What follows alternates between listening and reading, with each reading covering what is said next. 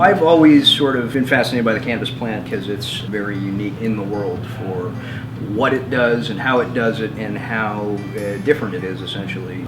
And so seeing the world sort of come around to embracing this viewpoint, slowly but surely, wanted to be a player in that.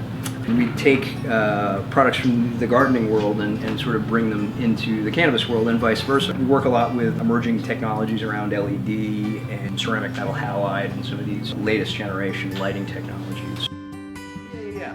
So CBD or cannabidiol is the lesser known molecular constituent that has properties we really understand in the cannabis plant. We know about THC. Well, there's this other compound, CBD, that's been for a lot of years bred out of the cannabis genome because we didn't know what it did, so we didn't select for it. But it turns out that this compound has just these incredible health benefits across an incredibly wide range of ailments, right? From its anti-anxiolytic, great anti-anxiety, great pain remediation, arthritis, swelling, epilepsy, and it just, the list goes on. And we're just starting to unlock the potential of this molecule. It is a plant that has co-evolved with us more intimately than maybe any other on this planet. Our endocannabinoid system is tongue and groove with this plant, which is a wild concept. It's essentially the system within your body that facilitates homeostasis, keeps you regulated in an extractable form in hemp.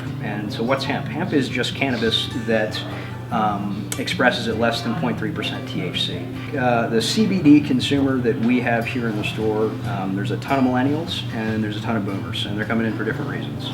The boomers are banged up. They have a life of pain and inflammation that they're trying to address often. There's a couple places where you could really destabilize some existing industries. And one that nobody really talks about yet is tree fiber in a lot of ways.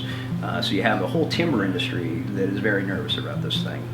It's a great feedstock. It's a great protein source.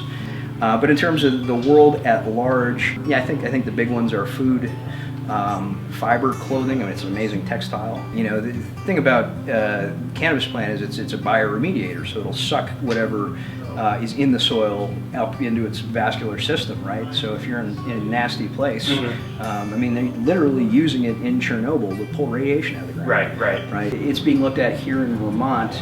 We have a lot of farming problems with phosphates, bleeding into the lake. So is there remediation there? It's a question of sort of scale and speed. Can it work fast enough to do that?